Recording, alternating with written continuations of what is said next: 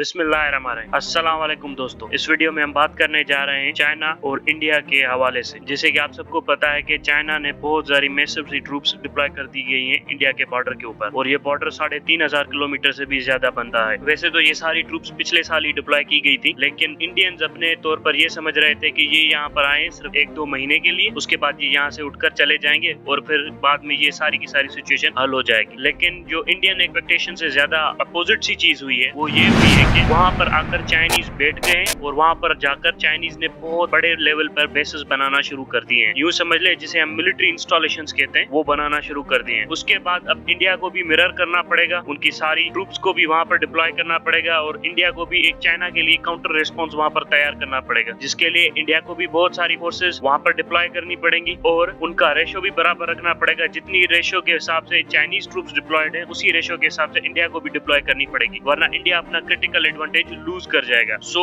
India ने भी यही करने की कोशिश की उसी टाइम पे। इंडिया ने सोचा था कि ये बस 1-2 महीने के लिए आए फिर ये वापस चले जाएंगे, मगर धीरे धीरे इंडिया को एहसास हुआ कि ये बहुत ज्यादा लंबे टाइम के लिए आए और लाखों कोशिशें करने के बावजूद भी इंडिया के साथ चाइना ने ढंग से बात नहीं की और इंडिया की बात को चाइनीज ने नहीं मारा। वन वे और दी अदर चाइनीज इंडियंस की बात को टालते हुए आ रहे हैं। ये बात तो ठीक है कि वहाँ पर अब बात जो टाली जा रही है वो चाइनीज टाल रहे हैं, क्योंकि चाइनीज ताकतवर है। कश्मीर के मामले के ऊपर इंडिया पाकिस्तान से बात को टालता रहता है, क्योंकि इंडिया ताकतवर है। जब भी कश्मीर की बात लो तो वो टेररिज्म ये वो लेफ्ट राइट लेकर आते हैं, क्योंकि इंडिया ताकतवर है और इंडिया को पता है कि इनको अगर कश्मीर चाहिए तो जंग करनी पड़ेगी और जंग अगर ये नहीं कर सकते तो फिर डिप्लोमेसी में तो आप बातें बदलते रहते हो। सो यहाँ पर भी चाइना ने इंडिया के साथ वही किया है जो इंडिया ने पाकिस्तान के साथ किया है। जब भी ये इंडियंस जाते हैं उनके साथ बात करते हैं कि भाई आप आए बॉर्डर मैनेजमेंट करें, हम यहाँ पर ये वो वगैरह करते, तो चाइनीज गोल पोस्ट बदल देते हैं, वहाँ से बात दूसरी तरफ ले जाते हैं, फिर दूसरी से तीसरी तरफ ले जाते हैं, क्योंकि चाइनीज ताकतवर है। मतलब यूं कहे ना कि सीधा मुंह देकर इंडियन से बात ही नहीं करना चाहते इस मामले के ऊपर। सो चाइनीज कहते हैं हम भी बैठे हैं तुम भी बैठे रहो। अब इंडिया क्यों बार बार जा रहा है उनके पास और कह रहा है कि भाई आप वहाँ से हटो और हम मिल बैठ कर बात करते हैं और यहाँ से विड्रॉ करते हैं, क्योंकि इंडिया अपने लोगों को तो ये बता रहा है कि हम वहाँ पर खड़े हैं, देखो हमें 1 साल हो गया और हमें कुछ भी नहीं हुआ, हम वहाँ पर खड़े, और चाइनीज को कितनी परेशानी हो रही है कि हम वहाँ पर खड़े हैं और हमने कुछ भी डैमेज नहीं सफर किया। सो चाइनीज को ये परेशानी हो रही है, इसी वजह से चाइनीज काफी ज्यादा हेजिटेंट है और ये चाइनीज को अंदर एक पैनिक क्रिएट कर रहा है। लेकिन ये बार बार जब मीटिंग्स में जाते हैं ना चाइनीज के साथ, वो इसीलिए अपील करते हैं चाइनीज को बार बार मीटिंग की कि भाई यहाँ से हटो, हम थक रहे हैं, यहाँ हम धीरे धीरे थकते जा रहे हैं, यहाँ पर हमें बैठने के लिए जमीन नहीं है, वहाँ पर हमारे पास इंफ्रास्ट्रक्चर नहीं है और बड़ी बात यह है कि पैसे भी नहीं इंफ्रास्ट्रक्चर बनाने के लिए। उससे ऊपर की बात कि हमें सारी फोर्सेस पाकिस्तान से हटाकर यहाँ पर लगानी पड़ी है। सो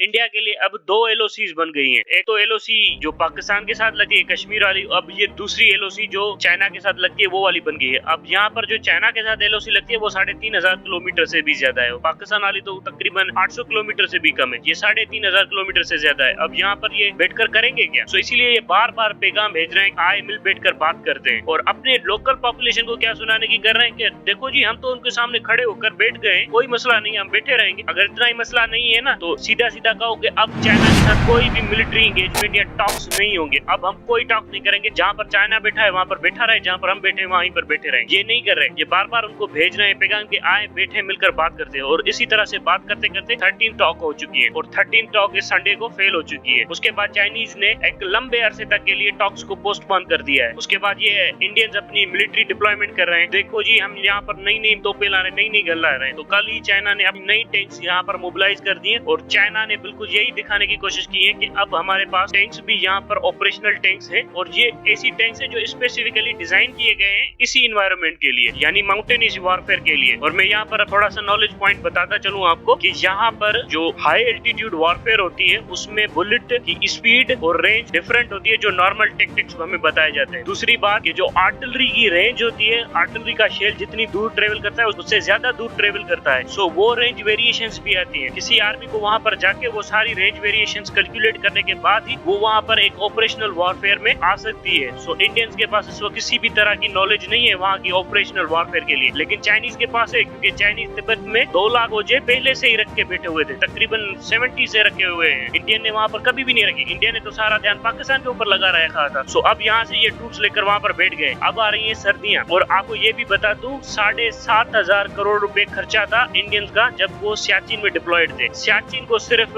1 महीने के लिए चलाने के लिए 7,500 करोड़ रुपए का इंडिया को खर्चा पड़ता है। अब आप मुझे ये बताइए कि इसको पूरे 3,500 किलोमीटर के बॉर्डर को चलाने के लिए कितना खर्चा पड़ेगा। ये इतना पैसा लगेगा कि ये बाद में चल के के सैलरीज भी नहीं दे पाएंगे अपने सोल्जर्स को। ये इतना ड्रा डाउन कर रहा है। अगर चाइनीज का मूड बिगड़ गया और चाइना ने यहाँ पर जंग छेड़ दी तो फिर इंडिया का क्या होगा? ये तो एक अलग पॉसिबिलिटी है। इसे भी छोड़े, अगर पाकिस्तान आकर यहाँ से घुस रहा है और पाकिस्तान घुसकर इंडियन को ठोकना शुरू कर दे यहाँ से, तो फिर क्या होगा इंडिया का? ये एक और अलग पॉसिबिलिटी है। सो इंडिया इस वक्त सारे तरफ से घिरा हुआ है। अब जो कहते थे हम सुपर पावर बनने वाले, हम बड़े शक्तिशाली लोग हैं, हम अकेले ही सिर पे दुनिया को देख लेंगे, अब वो क्या कर रहे हैं? अब वो वही कर रहे हैं जो पाकिस्तान करता है। जब भी इंडिया पाकिस्तान का टसल होता है तो वो पाकिस्तान देखना शुरू कर दे अपने ब्रदर इस्लामी ममालिक की तरफ, यानी किसी मुल्क से सपोर्ट मिल जाए, चाइना से या यूएसए से या किसी और मुल्क से। अब इंडिया भी वही कर रहा है। इंडिया क्या कर रहा है कि अब वो सारा का सारा ऑकस और ये कॉर्ड इस सारे के अंदर बैठ गया है कि बस यहाँ से हमें थोड़ी सपोर्ट मिल जाएगी और उसके बाद हम चाइना को देख लेंगे। भाईजान, कॉर्ड वॉर्ड कोई भी आपकी सपोर्ट करने को नहीं आएगा। यहाँ पर आप बैठे बैठे मर जाओगे ना, तब भी कॉर्ड नहीं आएगा आपकी सपोर्ट करने के लिए। अब ये एक और विंटर वहाँ पर काटने जा रहे हैं। विंटर में इंडियंस कहते हैं कि हम वहाँ पर बड़े कंफर्टेबल रहते हैं। वो तो उनके सोल्जर्स को पता है कि उनके साथ हालत क्या होती है। अगर विंटर में ही यहाँ पर झड़प हो जाए फिर क्या करेंगे ये? और इनकी एरियल परफॉर्मेंस है क्या? एरियल वेपनरी इनके पास है क्या? J-20 जैसे जेट्स हैं चाइनीज के पास, और इनके पास वो जो राफेल है वो भी बड़ी लिमिटेड क्वांटिटी में, वो भी दूसरों की टेक्नोलॉजी है, और उसकी हाई एल्टीट्यूड वॉरफेयर टेस्टिंग इन्होंने अभी तक नहीं की है लद्दाख के अंदर। मुझे किसी अच्छे सोर्स ने बताया था कि वहाँ पर टैंक को रखने के लिए भी हाई एल्टीट्यूड में एक अलग से बंकर बनाना पड़ता है जिसमें वो गर्म रख सकता है टैंक को। अगर टैंक ठंडा हो जाए तो स्टार्ट ही नहीं होता वहाँ पर, और फिर नकारा हो जाता है, फिर वहाँ से वो वापस ले जाना पड़ता है। सो इस तरह के स्पेसिफिक अरेंजमेंट्स चाहिए होते हैं आपको हाई एल्टीट्यूड वॉरफेयर लड़ने के लिए। यहाँ पर ये बस जाकर बैठ गए टेंटों में और बच जाएंगे। मुझे तो लगता है इस विंटर में खबर आएगी कि एक प्लाटून पूरी की पूरी ठंड में जम गई और जमकर मर गई। इसी तरह की खबरें आएंगी जैसा कि इनके हाल है। अब इनको और पता चलेगा जब यहाँ पर बर्फबारी ज्यादा होगी और इन्फिल्ट्रेशन पाकिस्तान से ज्यादा होगी कश्मीर के अंदर। फिर जब इनके बंदे मरेंगे फिर इनको ज्यादा पता चलेगा कि अब दो फ्रंट वॉर कैसे लड़ी जाती है। वन वे और दी अदर इंडियन पोजीशंस काफी वीक है। एक तो विंटर आ रहा है, वहाँ पर मारे गए, एक तो विंटर यहाँ पर पाकिस्तान की तरफ से भी बहुत ज्यादा पाकिस्तान को एडवांटेज देगा। सो इंडियंस के पास काफी ज्यादा ऑप्शंस अवेलेबल नहीं है। बस जिद में ये यही कर सकते हैं कि अपने फौजी मरवा सके, तो मरवा ले। जितना मरवाएंगे उतना ही डोमेस्टिक प्रेशर पड़ेगा और मोदी की गवर्नमेंट पे ऊपर और ज्यादा प्रेशर पड़ेगा। सो